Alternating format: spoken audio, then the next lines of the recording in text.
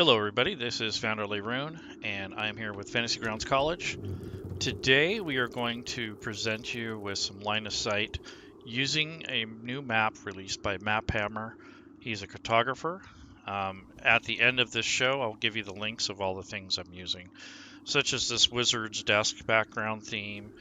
I'll give you the patron site for the artists for the maps that we're going to use. I'm also going to provide you some video links from YouTube to help you with this type of work regarding line of sight. So when you purchase official content, normally all of that stuff is done for you. You have the line of sight put in place along with the occluders and everything that you need to run a game right out of the gate. Sometimes though you have to add your own. So I'm hoping to give you a kind of a brief idea of how that works and do some of the line of sight and demonstrate how to get that to work for you. So first of all, I'm assuming that you have Fantasy Grounds Unity, that you at least have a standard license and a little bit of content. You can get away with just loading the SRD if you have to. So the first thing I'm going to do is set up my assets and the things that I have to work with in Fantasy Grounds. So even if I don't have all the books and such, just the player's handbook or whatever, using the line of sight tool is not limited to that. The only thing you might be limited on is assets, which would be like the little chairs and walls and such and brushes. But for the most part, you should be able to use the line of sight tool, and you can import your own maps, provided that you have a license and you intend on using it and such. So the first things first is I'm going to go to the library. Right now I don't have anything loaded. I have a blank slate. I did this intentionally so that you guys can see what I'm doing. So I'm going to go to modules, or when you first start up Fantasy Grounds, in the options window, I'm going to go ahead and click on setup, which is the normal path that you'd go through when you first start a session. So I'm in a session right now. And if I hit the next button after this links to all the help files, I can load the SRD, which is part of the base core rule set for the 5th edition.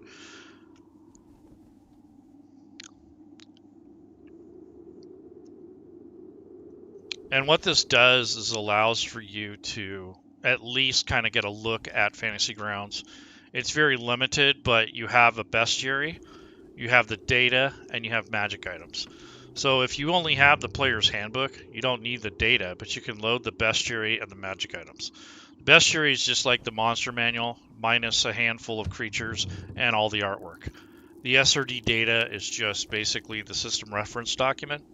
It's basically what everything's built upon, but you don't have all the fancy options like you would in the player's handbook or the basic rules.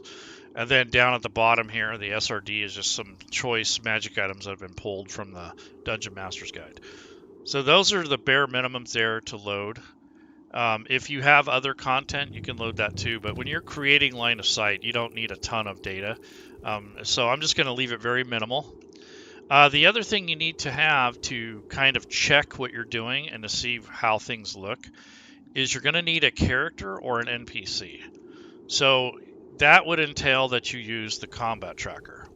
So the combat tracker is up on the upper right portion of this. It is a pair of crossed swords. And you need to put some sort of NPC or monster or something on here so that when you're building the line of sight, you have a way to test it.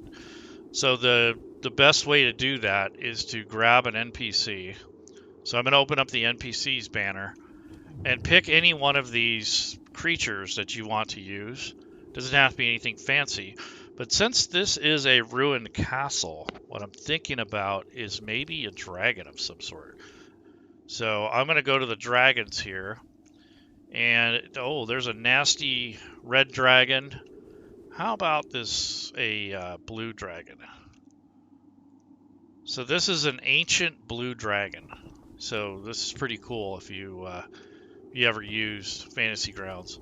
So this is a pretty high-powered creature here. So I'm going to put that on the combat tracker. It's very rare that you get to see this. This creature is gargantuan though, so I maybe don't want to use that one particular. So those are for ancient dragons. Let's try an adult. There we go. And then we got more choices, but I think the blue dragon is going to be cool. So here's the blue dragon. Now this one is a large or a huge creature, but then you can go down to a large creature. So huge would take up quite an area, but it's better than the gargantuan one. So I'm going to go ahead and take the blue dragon, open it up, and you can see it's stat block and it has a little token icon up here. I'm going to drag and drop this into the combat tracker. And I'm going to use this token and this creature as a way to check out the line of sight in the castle. Because this is going to be his lair, so we're going to make sure his lair is working.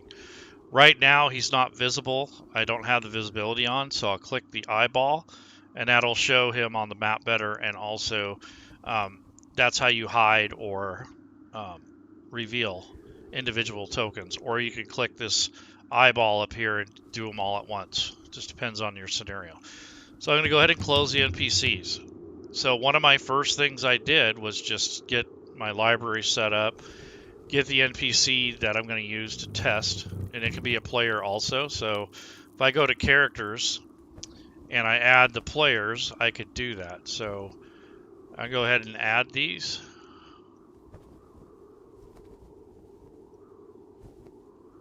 I'm only doing this for the sake of illustration. I don't have to add all of these on there, but that's the first steps that you do.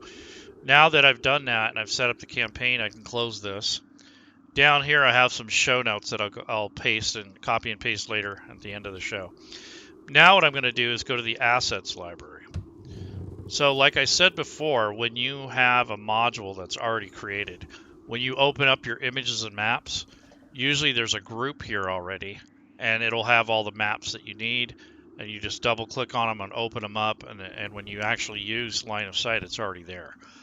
So I'm going to create my own group.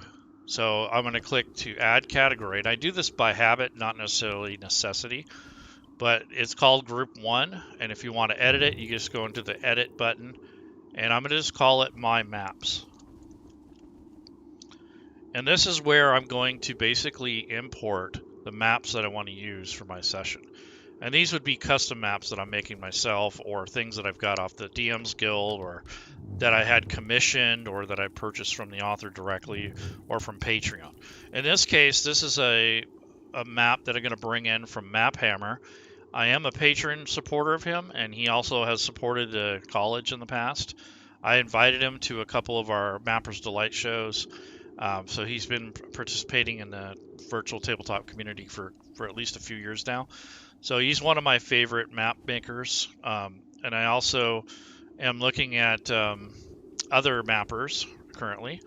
And also my other two favorites, well, I got a few. They're all my favorites. I got a thing for maps. But I really like Chris McDermott, or the Map Hatters maps. And I really enjoy Tom Cardos's maps, and there are some other bigger names that I forget at the moment, but those are some of the, and Zovia too. Her maps are awesome. So those are like my top favorite map makers out there. If I was to run my own gaming company, those are the first people I would knock on the door. Okay, so right now you have a bunch of folders that are already active and presented. This data folder leads to the back end of Fantasy Grounds, and in there will be stored your images, your tokens, your portraits, that sort of thing. Right now we're in the tokens area, so I can open up this NPC if I want, and in this case I can unlock it. Some of them are locked in, and this is the blue dragon token that comes with it. So if you had to, you could switch the token out before you add the creatures or the players, but I'll leave the one that comes with it. I think it looks fine. And then the other thing is I'm going to create my own asset folder. So when I'm going to go add a map, in this case I'm going to go to the images group up here in assets. And right now there is a data folder. If I click that, there's some maps that I've already added. So here's a folder, case in point, Tom Cardos. So this would be a map that I'd want to make available for, or these are maps that I made available for all my campaigns. However, if I just wanted a specific campaign and I want to just have the map in only that campaign, I can create my own folder. So if you click on folders, it will take you into the back end, and you'll be able to add images as you go. So behind the scenes here, I'm actually have the folder open where I've downloaded the files, and I've sorted through them. And there are 4 versions of the map. There's 2 that are 70 by 70 pixels, which is plenty good for Fantasy Grounds. And then there's a really high resolution one that's 20 or 200 by 200 pixels per square, which is kind of overkill for Fantasy Grounds. Although you can display it locally, if you try to push that map to your players, it's going to be really tough on them. Meaning that the bandwidth that's available to you online is going to have a hard time swallowing that large file. So make sure that you are doing the right thing by trying to get smaller maps that are not as high resolution. I think 100 is a good cap for that. That's just my personal opinion. But I think 100 by 100 is probably about the max you want to go for a resolution per inch. So that's in pixels, not inches. The other thing is, the amount of colors and the detail on the map, all those things add up. So the file size of the actual image is important too. And that is why Fantasy Grounds is kind of migrating over towards building your own maps in Fantasy Grounds instead of importing them like I'm getting ready to do, because it cuts down on the data and it really makes things a lot less aggressive when you're trying to share that with your players. Because it's not sending any files over to your players. It's just simply updating their copy of Fantasy Grounds to display what you've done.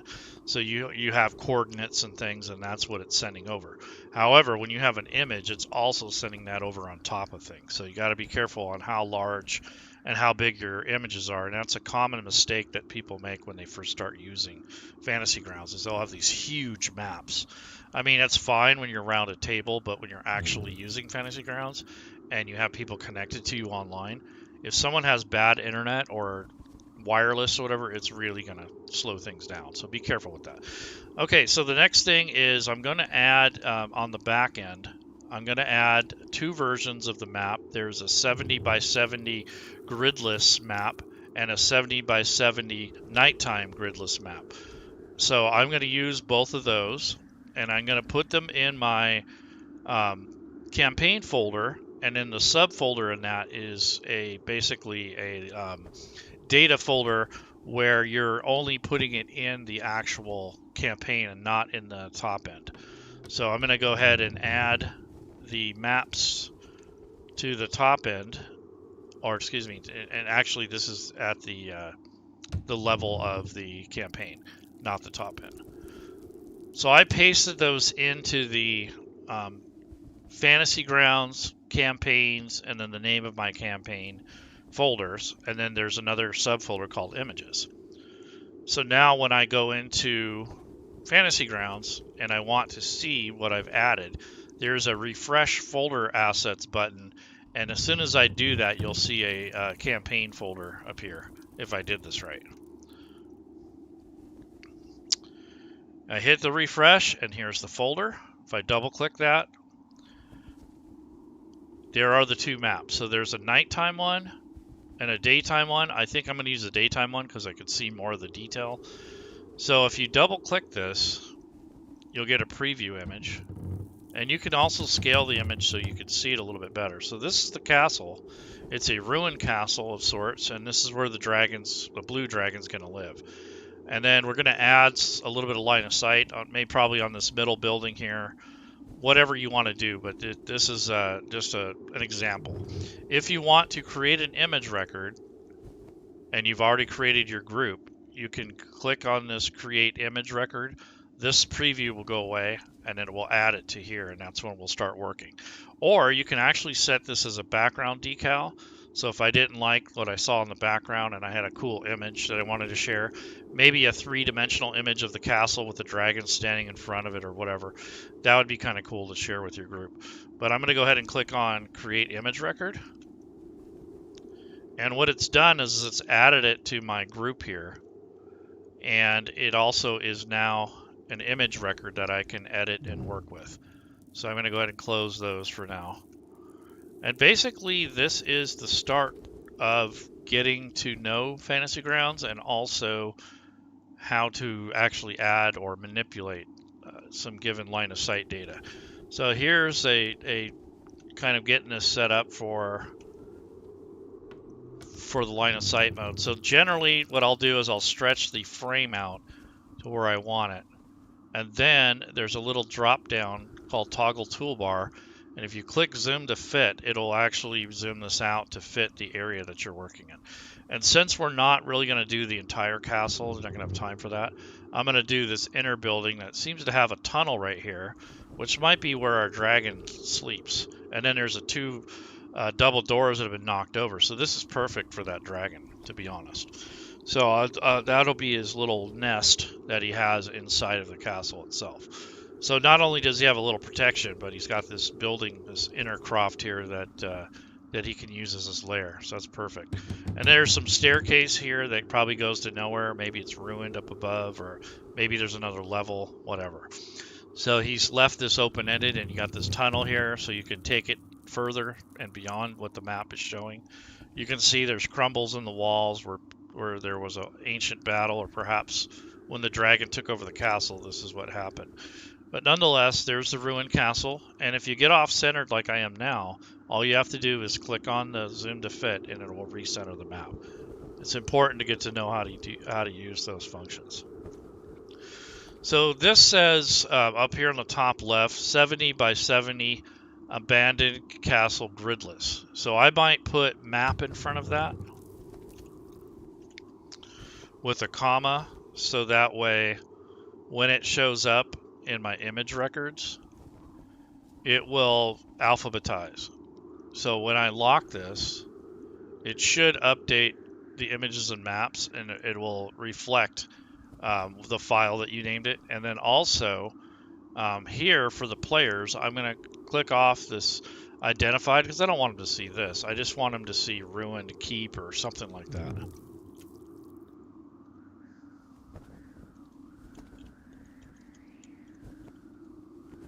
Castle ruins, that's fair. So when I share this image with my group, it will say Castle Ruins, and they won't see the actual title. Because this might say Blue Dragon Lair or something like that. You don't want to share that. That'd be pretty silly. And then if you want to share this image to your party at whatever moment, you right click on sharing, which is up here, and you have share record, and then you can stop sharing the record. So if you click on sharing, what it does is it puts a little marker in the maps and images area and lets you know that this file or this picture is public and it's available for viewing from your group. If you want to unshare an item, which is a good idea when you're done with the map completely, is just click on that little letter, the little symbol with the letter P, and that gets rid of the sharing process, which actually cuts down on your bandwidth. So if you have a whole bunch of images that you're sharing, you need to unshare the ones that you don't need to use. And those would be ones that you've already went through, or maybe it's a picture, a one-time usage or whatever. That helps cut down on memory and the bandwidth usage. So if you have memory issues, that's something you might want to consider. Especially as you get further and further in your campaign, you're going to have a lot more of those images shared as you go. So now what we're going to do is get into the actual line of sight part of this, which is the title. I apologize for all the rambling, but you got to get to this point. If I just show you the line of sight, it's difficult to illustrate how I got to this point. And that's why I started from the beginning.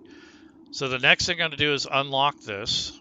And generally, the first thing you want to do is put a grid, whether the image is a map or Theater of the Mind image or whatever.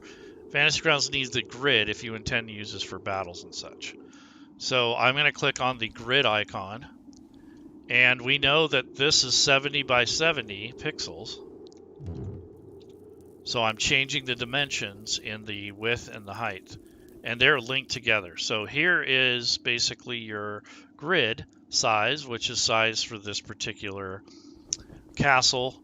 And then I might adjust it a little. So I'm not going to change the size, but I'm going to move where the grid lines up in the light of this. So I'm going to try to center that a little bit, or maybe center it on a wall, because when you do line of sight, it's pretty handy to have a little bit of guidance. So I'm just nudging the file with these direction arrows And I'm going to take one of the walls and center it with the, there we go. So that's close. I mean, it's not perfect, but it's a lot closer. And then as far as this part goes, I might move it over just a hair. So you get roughly 10 foot wide here in this area, which is about what sounds right. This is not, you know, something you have to do, but I just do this so I have a better centered idea of where things are in relation to each other. Obviously, this map is not perfectly centered off the scale, but it gives your characters a chance to get an idea of the scale of the room and such. And then also you have 10 feet wide on these ramparts and such. So the next thing I'm going to do is turn down this thing. So this is a kind of a whitish gray color. You could change the color with this, so I'm going to go with like a light green so it stands out more, like a yellowish, kind of bright yellow color. And then you can turn down the alpha, which is the transparency, so it's not so obnoxious. So I've turned down the transparency on this to, you know, just really low. So now it's not as obnoxious when you're using the map. And now the next thing I'm going to do is drag over just the NPC for now, just to get an idea of scale. So this is a huge creature. So in order to move this around, I need to be in play mode, which is the dice. And that's up here in the top right corner on the left part of the actual menu. When you're using this kind of character, this is where you want it to be as far as center goes. So this is 6x6 or 3x3. So this is where you'd want this dragon to fit. And I went ahead and scaled it up a hair. And then you can use the arrow keys to move it in 5-foot increments. So depending on what its movement rate is basically, or you can hold down the Alt key, and you can keep track of it this way.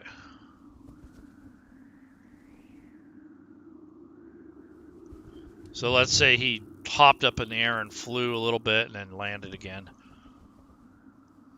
So that's how to improve the movement. Okay, so I only have this guy here for scale. And if I put him in this castle thing, or on this building, this inner building, this makes sense. He can fit in here. This is where his lair, his little nest is. So that's basically what, and then he comes out through here. He probably pushes himself through this little area, like it goes sideways or something, because this is very narrow. But for the most part, he can break through here if he had to. And then, of course, he can fit through the double door, so barely. So when he gets to this point, it's like a choke point for him. So if you were to attack him, this would be a good place to do it. So he'd probably lose movement because this would be rough terrain. So he probably loses 10 feet of movement just to squeeze through there. So that's probably a thing that you would rule if you were in combat. So I'm going to stick him outside for now. I don't want him in the building because I want to do some line of sight. So once you're in the play mode, to turn on or off line of sight requires you to toggle this little eyeball button. So you can have it on or off depending on what you're doing. I have it off initially until I get into the line of sight mode, which is this brick wall. And then you're just going to line out or make or create the lines that you're going to need. They don't have to be perfect. And as a matter of fact, I've been told several times to not use too many data points. So in other words, when you're drawing, you don't hold down the Alt key or the Control key. You just click and then click again and then click again. You don't want to have 50,000 points along the wall. Even if it's curved, you know, you might need maybe 6 or 7, but you don't need 20 of them. And even on diagonals and such, you know, on this particular one, you might only need like maybe at the most, maybe like 8 or something. So be careful with how many data points you have. That's basically when you click and stop and click on another spot. So I'm just going to do this easier part of this. So basically, I'm going to start doing line of sight.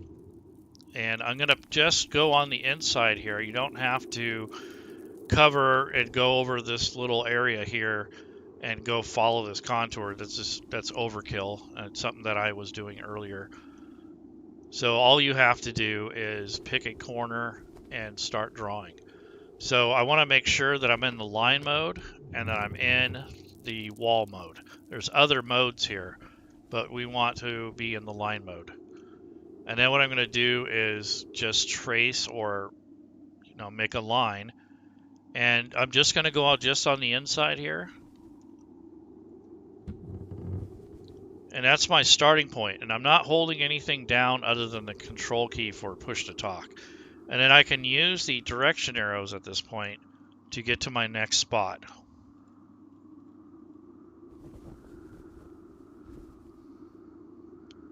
Again,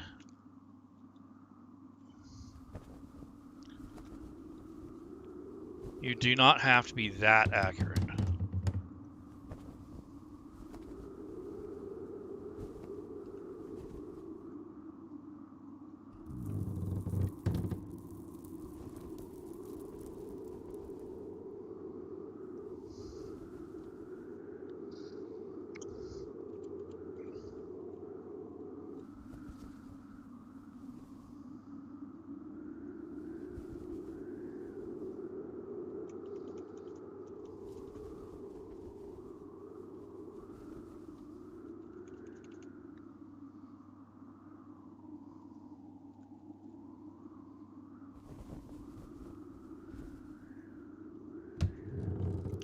So all I'm doing is kind of following the contour of the wall. That's all I'm doing is just following the contour, using the direction arrows to plot where I'm going to put the points. If you make a mistake, you can go back and fix it, and I'll show you that in a minute.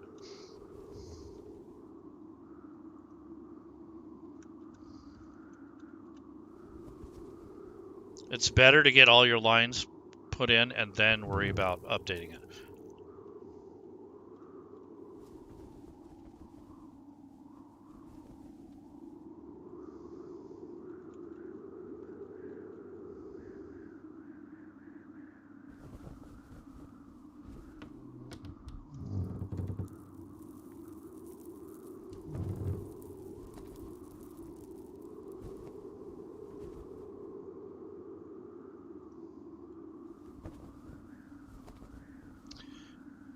When you get ready to join this line or end it, just click on the little square here. It'll snap to fit and double click. And that gets you out of the drawing mode, so you're not drawing more lines accidentally. Or you can hit escape, but it's easier just to double click. So as you can see, it's not perfect, but it gives you an idea of where things are in relation to each other. So if you want to fix any of these lines or you think they're too big or too small, you can always zoom in a little bit more. You want to click on the selection tool. So if you stay in the drawing tool, it'll keep drawing lines. It'll drive you crazy. Make sure you're in the selection tool, and then just click on the point that you want to move. So in this case, I'm going to move it over just a hair.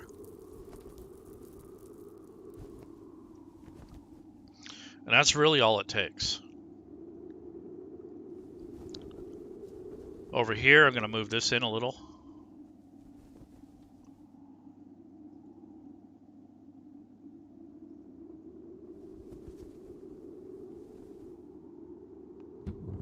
As you can see, I went in a little bit too much.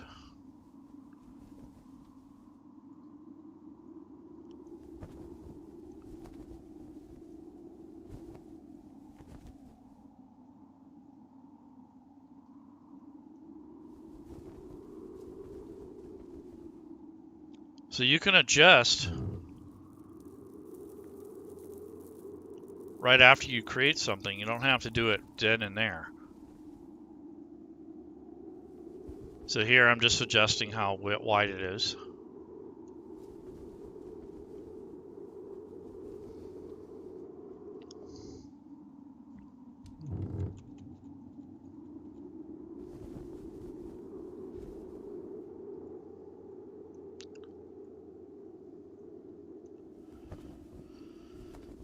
All right, that's a little better.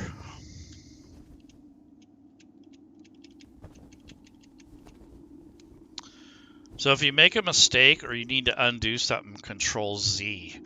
That's what I just there. I did that on accident. So if you accidentally do that, just do Control Z. I mean, you gotta have the map selected. Control Z will undo your mistake. So I have the basic outline done. So now I'm gonna add in these inner walls, and I don't have to do anything really fancy. I mean, it's pretty much the same process. So I'm gonna start with a point here on this edge on this line. So I'm going to go ahead and click on the line tool again. And this is going to be, you can make this like a rectangle if you want. You don't have to have always a square, but in this case I'm going to hand draw it. So you want to make sure you've clicked on a line or that it crosses through.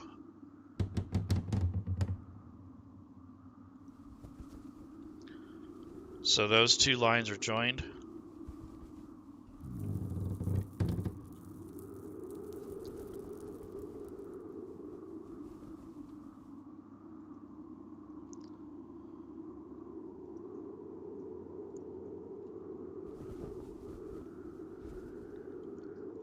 So here on this inner wall, I got a little bit more detail than necessary, but I'm just showing you you can do it.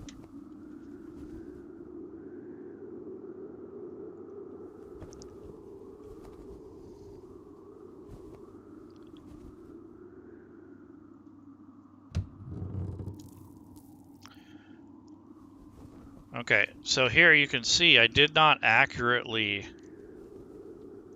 double click or release, so you'll get this little tail. So all you have to do is go into selection mode. So just go into selection mode to get rid of this little tail. And I'm just going to click on this, and if you want to make sure that you don't delete the whole line, you can just click on this little remove points and it removed that little tail. So these are things that you do at the end after you get the major lines put in. So you don't have to, see here again I did the same thing. It's not quite there, but I can remove that point. Again, I'm in the selection mode when I'm doing that, not in drawing mode. So you got to remember to go back and forth between those two. That's probably your biggest hurdle in the beginning, is knowing where you're at in the tool itself. That's something that I struggle with. Now, if you want to pull these in more or do whatever, you can go to the select mode. And you could, if you need to adjust, you can. And then here's the inner wall. Now I'm going to actually do this inner wall here. And it's going to be the same process. So I'm just going to start my line. Probably you want it to intersect. You don't worry too much about, if it's fitting or not or whatever. You don't have to worry about that as much.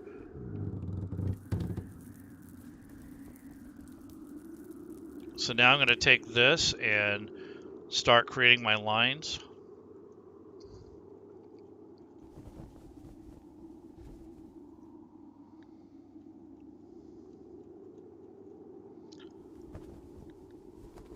As you can see, I'm tackling this in larger pieces now.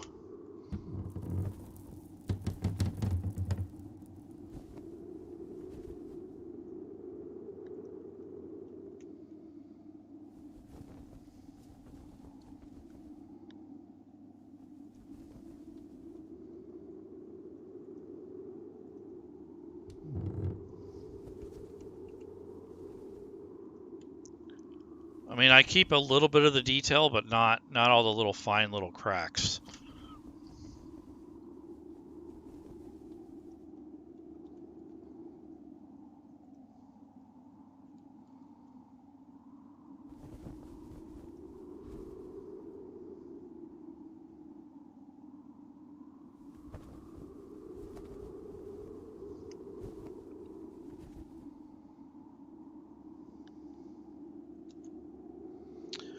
All right, so here we have this little mess that I made. So really, all you have to do is click on this point here and make sure that you're in the select mode. I was just in the drawing mode.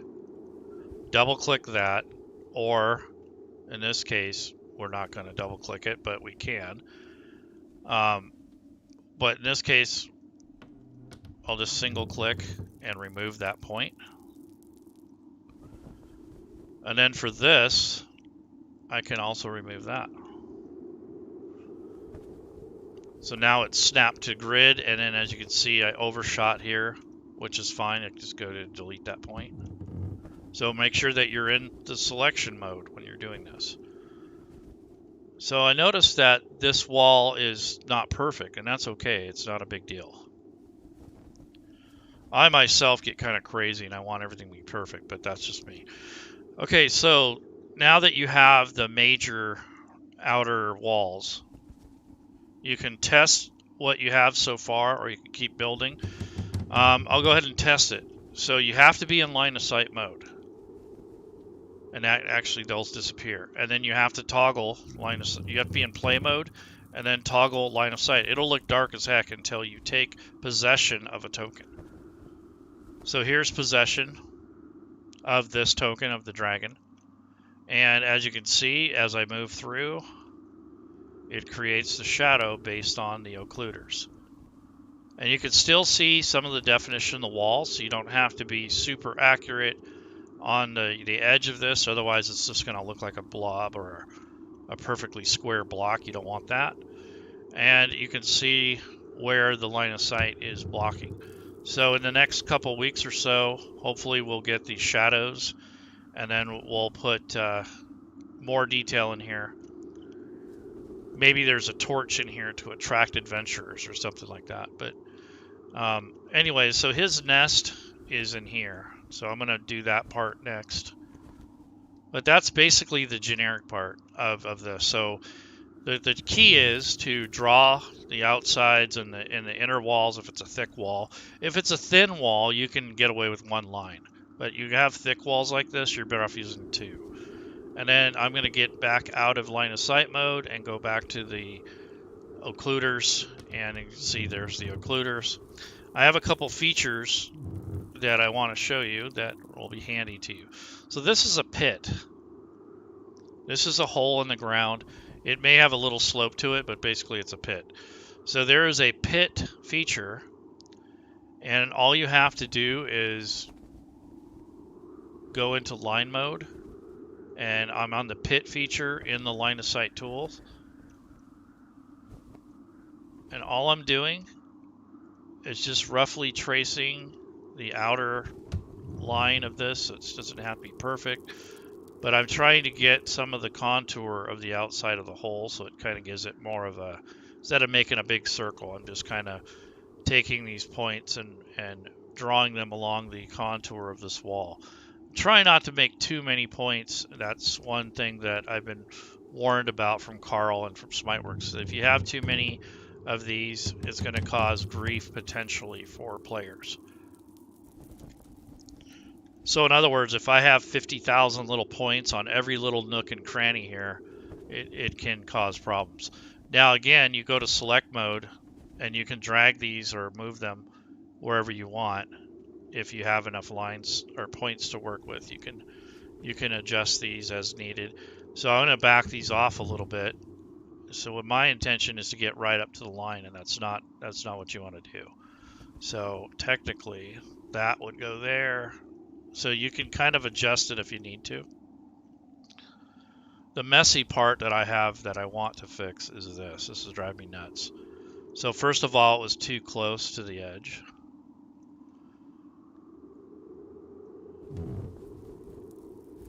And then it's running so parallel with the wall that it just drives me bananas. This point right here is probably even unnecessary at this juncture, but I'll leave it. But if you thought that it was excessive or you wanted to remove it, you totally could do that. So this would go here, this point, and then this point would go here, basically, is what I was getting at. But there again, you just start getting nitpicky and start splitting hairs, and you're going to have issues with memory. I think it's best to just draw the center of the walls. Otherwise, as a player, you lose. Yes. That's true of a... Can you... Yes, you can designate the size of the squares. Yes. That is doable, especially in the new thing. The new map tools that's coming out here in the next couple weeks. Yeah, it is best to draw in the center of the lines when you have a small wall. But when you have one that's nearly 5 foot thick, you should probably use both sides of the wall. If this wall was thinner, like maybe half that size, I'd probably just split it in the middle. But being that it's this huge, you're going to lose the definition of space, and that's what you're trying to what you're trying to achieve. So if you're going to have a big, hey Drake, what's up? If you're going to have a big to do about it, that's fine. You can do it however way you want. But I do agree that if you go too close to the outer contour, you lose the sense of the wall. I absolutely agree with that. You just have to back off a few pixels is basically what you need to do. But if the wall is thick like this, you want to do both sides of it. If the wall is thinner, like just a really thin line, you can cut it in half. But in this case, I went ahead and did the contour just so I can show people how this works. So what he's saying is instead of going on both sides of this wall, we could change this. Now here's something that's goofed up right here. So in that case, I would just move these points.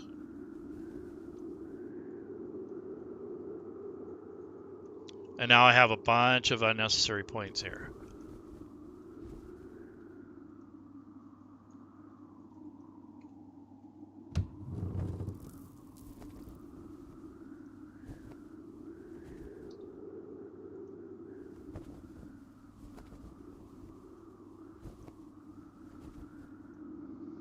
There we go. That's a little better. No big deal. But if you were going to get really fancy, you can bring it in. But I don't think it's necessary. That's a pit. Okay, so that's where the dragon is going to live. And now here's some terrain that I'm going to add. So I'm going to go to the terrain tool, which is this tree. And this is a set of stairs that are going up. So I can kind of just go to line mode and then just trace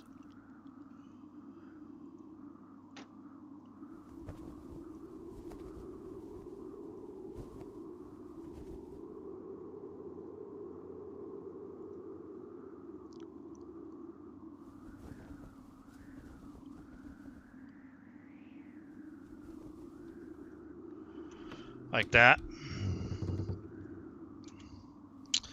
And then again, if you don't like where they lined up, you could go back into the selection tool and kind of adjust these. When I say kind of, I mean yes, adjust them and make them pretty if you have to.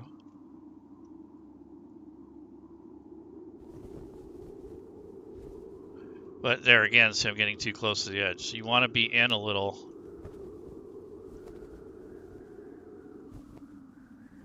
If you want that to look better.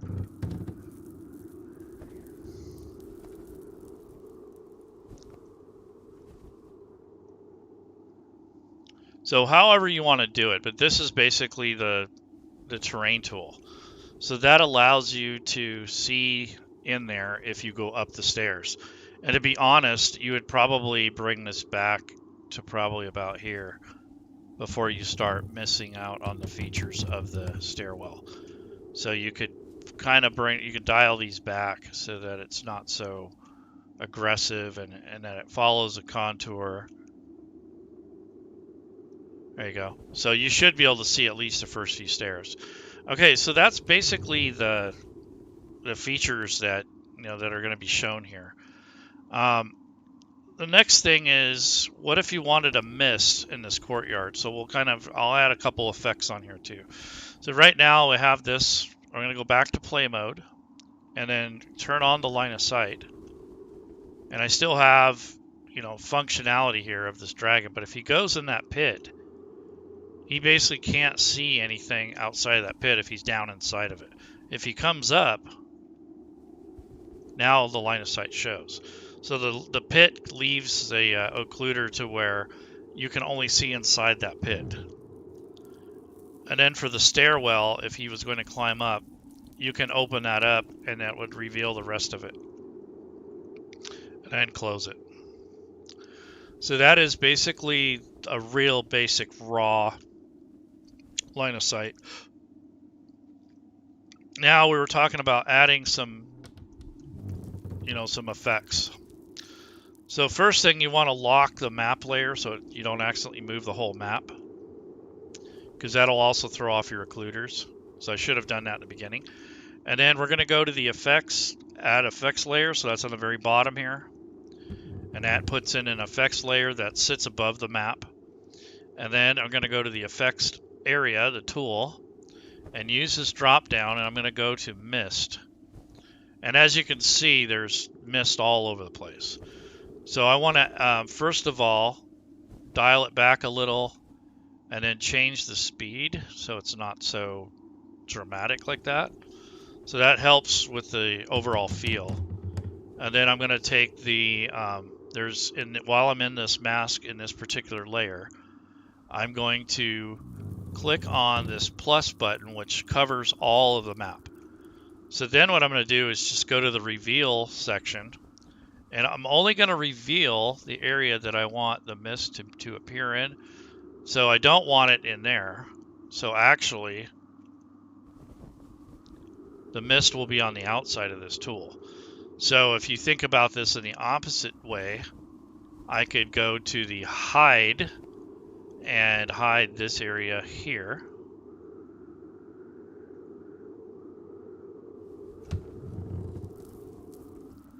And make it so where you can't see, you're not going to see the mist in that particular layer. Or you can reveal an area. So this way I can take and reveal the areas outside, and that'll show the mist. So I will do this as well, and this will, it'll make sure the mist is on this map, but that it's not on over the borders, basically. And then if I need to, I can hide this area inside here. So now that no longer gets the mist effect.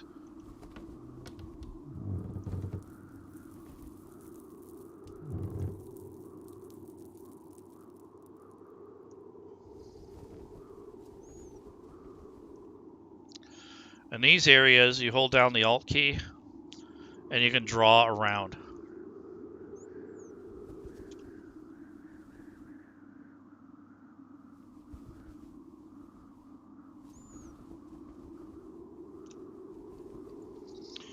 So that adds the occluder in there for the mist.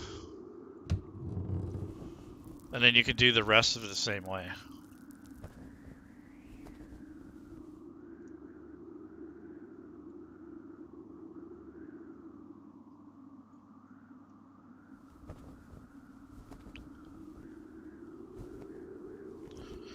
So if you have areas that are not perfectly square, you just hold down the Alt key and trace around. So this is a manual process, so I'm just kind of adding this in. So basically that's how you keep from having the effects appear over and on top of everything, because it normally wouldn't go through this building. So that's just a real basic overview. And if you wanted to add some rain, I'll go to this other mist layer here, or this other effects layer, and I'm going to add the rain effect.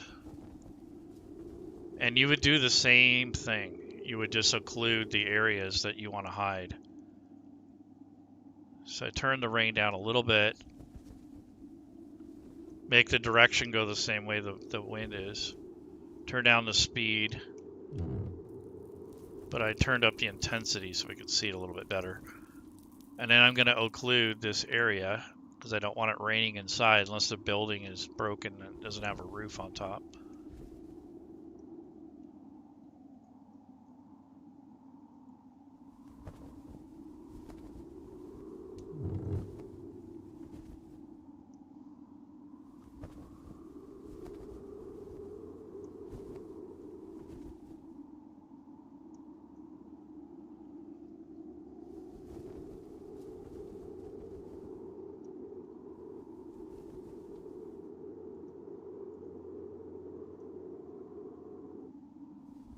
Yeah, I have to put another layer on. That's why it didn't work. And then I could do the same thing I did before.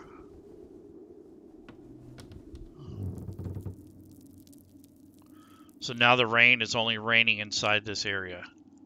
And then I could occlude these buildings now.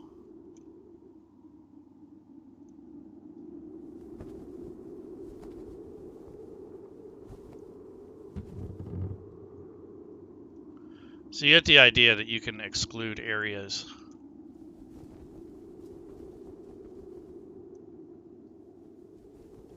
And they're going to get a fade tool. That's going to be really handy.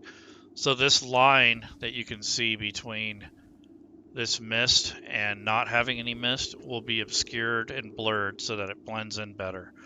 So I'm looking forward to that, because when you use these effects, you can see this line right here. You won't see as much of that with the blur effect. You can actually tone that to where it kind of blurs the edges. And now to get back here, you have to go to play mode to move the token around. So you get the idea. He's got his little nest here. So that's basically all you really have to get into. I mean, there's other tools in here, but those are just some of the main ones. And that's a pretty good scene for immersion. And then once you lock this,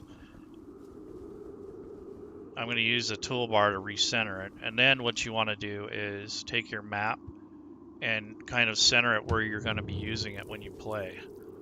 And then again, I'm going to recenter it so it's centered. So that's basically where I'd have this. And then my party members, as they come into the castle or to this ruined keep down in the south, I would take this little helmet over here, drag and drop that, and that will put all of the characters. And as you take a possession, you get different forms of line of sight. Right now it's on party vision.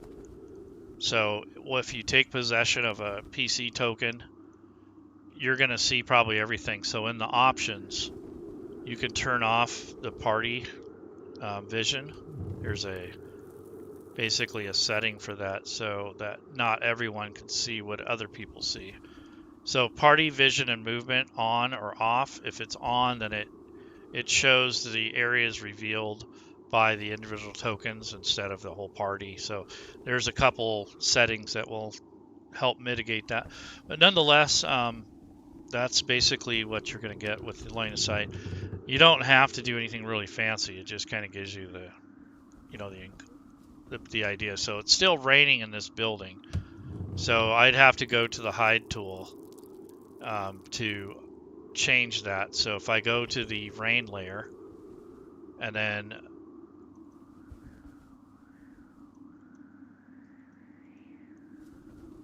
of course I have to be in the line of sight tool. Okay, so in the rain layer I'd have to adjust the, see, I can turn off the visibility of it too, so you can make it stop raining. So anyways, those are just some things that you'd want to look into and practice. It's going to take practice, and none of this stuff is going to come to you overnight. Fantasy Grounds is a tool. It's something you have to learn how to use, just like riding a bike. But once you get familiar with it, it's a really powerful tool. It isn't always as intuitive as you'd hope, and I know that they've improved this menu on the right-hand side. So this is going to get better. So again, I think that's enough. I think I've rambled long enough. If there's any questions or comments, leave them in the chat on YouTube. I'm going to go ahead and sign off for the day, and take care, and hopefully this helps some of you out there. And don't forget, this weekend is GaryCon, so if you are a ticket holder, make sure you take into account daylight savings time. Take care, folks. Have a good day.